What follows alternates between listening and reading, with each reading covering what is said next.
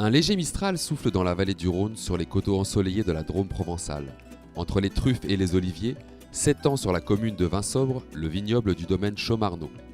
Valérie, Philippe et leur fils Thibault travaillent en biodynamie et ont fait le choix d'imbriquer zones de vignes, de culture et de bois pour préserver un écosystème très riche. Nous sommes arrivés en agriculture en biodynamie pour plusieurs raisons, deux principales. La première, on était en agriculture biologique. En gros, le cahier de charge, c'est aucune molécule de synthèse en entrant dans la vigne, uniquement des produits de contact lessivables, que ce soit sur le sol comme sur la plante. Entre 1998 et 2003, on a senti un réchauffement climatique assez important et on faisait des vins à l'époque en surmaturité. Au final, on n'aimait plus les vins que l'on produisait. Et en même temps, on goûtait des vins d'autres régions viticoles, particulièrement l'Alsace ou la Loire, qui étaient beaucoup plus digestes, tendus, fins, élégants que les nôtres.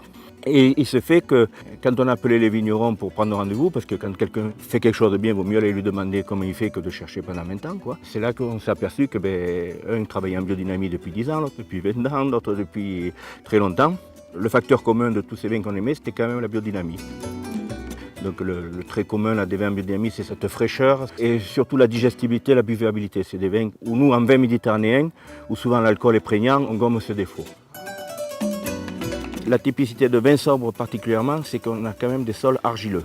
Donc le grenache sur des argiles, ça donne toujours des vins sur les épices, le fruit frais. On n'a jamais ce côté réglissé, aisant, un peu lourd qu'on a des fois sur des sols un peu plus calcaires et un peu plus sableux.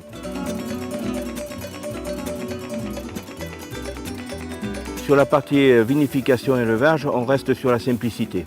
Je pense que 80% du résultat final, c'est la qualité des raisins qu'on met dans une cuve. Après 10%, c'est le savoir-faire des vignerons. Et 10%, c'est d'être équipé correctement, de pouvoir contrôler toute la vinification. Nous, on vinifie sans soufre, on ramasse manuellement. Et après, on met les raisins dans la cuve et on s'affermente avec des levures indigènes qui sont présentes sur la peau de raisin.